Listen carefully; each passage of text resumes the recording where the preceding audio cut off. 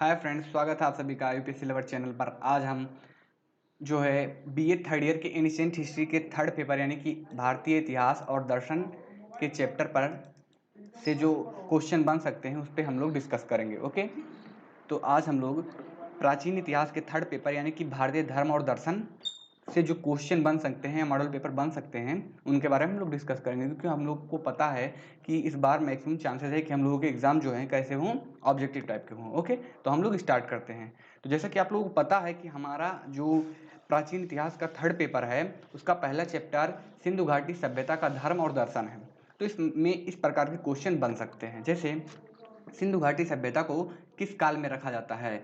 तो सिंधु घाटी सभ्यता को आपके कांस्य काल में रखा जाता है, यानी कि आपका ऑप्शन ए सही है। फिर आपका क्वेश्चन नंबर आता है 2, सिंधु सभ्यता के मुख्य निवासी कौन थे? तो सिंधु सभ्यता के जो मुख्य निवासी थे वो कौन थे? द्रविड़ और भूमध्य सागरीय थे, यानी कि आपका ऑप्शन बी सही है। फिर आपका क्वेश्चन आता है थर्ड, सिंधु घाटी सभ्यता में सर्वाधिक उपासना की जाती थी। तो सिंधु घाटी सभ्यता में जो सर्वाधिक उपासना की जाती थी या सर्वाधिक पूजा होती थी वह मात्र देवी की पूजा होती थी। ठीक है, फिर आपका नेक्स्ट क्वेश्चन आता है, पाशुपतनाथ की प्रतिमा कहाँ से मिली है? तो पाशुपतनाथ यानी कि प्रोटो शिवा जिनको कहते हैं, उनकी प्रतिमा हमें मोहनजोदाड़ो से प्राप्त हुई है। ठीक है, और उसी प्रतिमा में उनके सर पर 3 सिर और सींग दिखाए गए हैं, जिससे मार्शल महोदय ने पाशुपत शिव को वर्तमान हिंदू धर्म के शंकर या शिव से तुलना की है। ठीक है, फिर आपका नेक्स्ट क्वेश्चन आता है, जो क्वेश्चन नंबर आपका 5 है, किस विद्वान ने हड़प्पा और मोहनजोदड़ो को जुड़वा राजधानियां कहा है? तो जैसा कि आप लोग पता है, हड़प्पा और मोहनजोदड़ो ये दोनों ही बहुत ही सिस्टमेटिक बसाए गए नगर थे सिंधु घाटी सभ्यता के, और ये बहुत इंपॉर्टेंट शहर थे। और हड़प्पा और मोहनजोदड़ो को जुड़वा राजधानी कहने वाला जो विचारक है या चिंतक या विद्वान है वह है कौन? पिगट महोदय हैं। ओके, फिर आपका क्वेश्चन नंबर 6 आता है, निम्न में से कौन सा जानवर सिंधु सभ्यता में पूजनीय था? तो सिंधु सभ्यता में जो सबसे ज्यादा पूजा किया जाता था वह था कुबड़ वाला साड़, यानी कि हम प्रबुल। हमें सिंधु घाटी सभ्यता में जो है काऊ के यानी कि गाय की पूजा का हमें वर्णन नहीं मिलता है। ओके, फिर आपका नेक्स्ट क्वेश्चन आता है क्वेश्चन नंबर 7, सिंधु सभ्यता में साड़ की आकृति को किस धर्म से जोड़कर देखा जाता है? तो जो सिंधु घाटी सभ्यता में साड़ की आकृति मिली है उसको सीधे सीधे जैन धर्म से देखा जाता है, क्योंकि जैन धर्म में एक तीर्थंकर आदिनाथ महोदय हैं जिनके जन्म का या जिनके लाइफ का सिंबल जो है साड़ को माना जाता है। फिर इसके अतिरिक्त आप महात्मा बुद्ध के जन्म को कमल और साड़ दोनों का संकेत माना जाता है।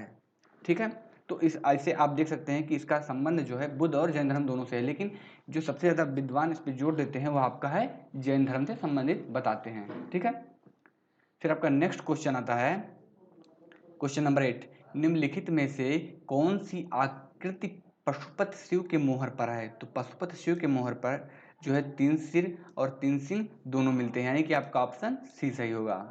फिर आपका क्वेश्चन नंबर 9 आता है, सिंधु सभ्यता में किस धर्म की पूजा नहीं होती थी? तो सिंधु सभ्यता में अग्नि की पूजा होती थी, शिव की पूजा होती थी और पेड़ की पूजा होती थी, परंतु वैष्णव की या विष्णु भगवान की पूजा नहीं होती थी, यानी आपका ऑप्शन डी सही है। फिर आपका क्वेश्चन नंबर आता है 10th, युगम समाधियां कहाँ से प्राप्त हुई हैं? युगम समाधियां मतलब ये होता है कि एक ही साथ दो व्यक्तियों की शव को दफनाना। तो एक ही साथ दो व्यक्तियों को शव को दफनाने का साक्ष्य हमें जो है लोथल और कालीबंगन से मिला है। और आपको एक बात और बता दें, लोथन एक ऐसा जगह है जिसे हम लोग सिंधु घाटी सभ्यता का मानचेस्टर कहते हैं। क्या कहते हैं? मानचेस्टर कहते हैं, सिंधु घाटी सभ्यता का मानचेस्टर कहते हैं। और कालीबंगन का अर्थ होता है काली चूड़ियां। ओके, तो इसमें आपका ऑप्शन ए सही होगा।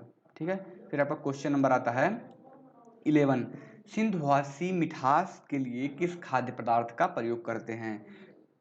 तो वो शहद का प्रयोग करते थे। जैसे कि आप लोग जानते हैं कि जब आज हम लोग कोई मतलब उत्सव मनाते हैं या खुशी का पल होता है तो कोई मिठाई मंगाते हैं, वैसे सेम सिचुएशन वहाँ पर थी जब लोग खुशियाँ मनाते थे तो शहद को आपस में बांटते थे और शहद को खाते पीते थे। ऐसे एज अ मतलब जब सेलिब्रेशन करते थे किसी चीज़ को तो मतलब मिठास के तौर पर शहद का प्रयोग करते थे। फिर आपका क्वेश्चन नंबर आता है 12, सैंधवकालीन घोड़े का अस्थिपंजर कहाँ से प्राप्त हुआ है? तो सैंधवकालीन घोड़े का अस्थिपंजर आपका सुरकोटरा, कालीबंगन, लोथल इन तीनों जगहों से प्राप्त हुआ, यानी कि आपका ऑप्शन डी सही है। फिर आपका क्वेश्चन नंबर आता है, क्वेश्चन नंबर आपका आता है 13 में पूछा गया है आपका क्वेश्चन, सिंधु घाटी सभ्यता का समाज था। तो सिंधु घाटी सभ्यता का समाज मातृसत्तात्मक था। मातृसत्तात्मक का अर्थ यह होता है, मतलब कि वहाँ का जो समाज था उसमें स्त्रियों की प्रधानता थी, मतलब स्त्रियां ही मैक्सिमम डिसीजन लेती थी और जो फैमिली का पावर होता था उन्हीं के हाथ में सेंटर्ड होता था। और आपका जो एनिशिएंट हिस्ट्री का थर्ड पेपर है उसका सेकंड चैप्टर आपका जो स्टार्ट होता है वो बौद्ध धर्म है। तो इससे संबंधित कुछ क्वेश्चंस ऐसे हैं, बाकी और क्वेश्चन आपके नेक्स्ट सीरीज में प्रोवाइड कराए जाएंगे। ओके, तो आपका 14 क्वेश्चन है, बौद्ध धर्म के संस्थापक गौतम बुद्ध का जन्म कहाँ हुआ था। तो गौतम बुद्ध का जन्म आपका लुम्बिनी में हुआ था 563 ईसा पूर्व में। ओके, आपका क्वेश्चन नंबर 15 है, सिद्धार्थ जब कपिलवस्तु के सैर पर निकले तो उन्होंने किन दृश्यों को देखकर संन्यास धारण करने को सोचा। तो उन्होंने एक बूढ़े व्यक्ति और एक सन्यासी को देखा था, एक बीमार और 100 को देखा था, जिसके बारे में वो अपने सारथी चन्ना से पूछते भी हैं। ठीक है, फिर आपका क्वेश्चन का आंसर सी सही होगा। ओके, फिर आपका नेक्स्ट क्वेश्चन आता है 16, गौतम बुद्ध का विवाह 16 वर्ष में यशोधरा से हुआ, जिससे उत्पन्न हुआ था उनका पुत्र राहुल। ओके, फिर आपका नेक्स्ट क्वेश्चन आता है 17, निम्न में से कौन सुमेलित नहीं है। तो ये टाइपिंग में मिस्टेक हो रही है भाई, इसमें सभी लोग सभी चीज़ें सही सुमेलित की गई हैं। यानी कि महात्मा बुद्ध का जब जन्म है वो कमल और साड़ से प्रदर्शित किया जाता है, और उनका गृह त्याग घोड़े से, और उनका निर्वाण पद चिन्ह से, और जो मृत्यु है उसको स्तूप से प्रदर्शित किया जाता है। इसमें आपका सभी सही है, ऑल आर करेक्ट। ओके, आपका क्वेश्चन नंबर 18 है, बुद्ध यानी सिद्धार्थ के गुरु कौन थे। तो बुद्ध यानी सिद्धार्थ के गुरु आलर कलाम थे। आलर कलाम कौन थे? आलर कलाम किस पुत्र के कालाम गणराज्य जो था वहां से संबंधित थे। आपका क्वेश्चन नंबर 19 आता है, आलर कलाम के बाद बुद्ध किससे शिक्षा ग्रहण किया। तो जब आलर कलाम के पास बुद्ध जाते हैं और उन्हें संतुष्टि की प्राप्ति नहीं होती है, संतुष्ट नहीं हो पाते हैं उनके ज्ञान से, या उनके आंसर उन्हें संतुष्ट नहीं कर पाते हैं, तो रुद्र क्रा रामपुत्र के पास हो जाते हैं, यानी कि उनके दूसरे गुरु ये थे, जो ऑप्शन डी है आपका।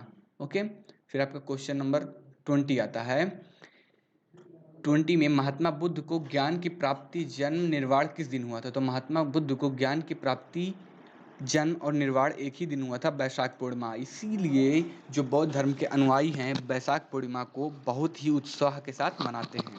आज के लिए इतना ही, धन्यवाद। और आप सभी को से रिक्वेस्ट है कि ये आप मैक्सिमम स्टूडेंट्स को शेयर करें जो अपने क्लास के हैं, ताकि उन सबका भला हो सके। ओके, आपका नेक्स्ट सीरीज कल प्रोवाइड करा दिया जाएगा। आज के लिए इतना ही, धन्यवाद।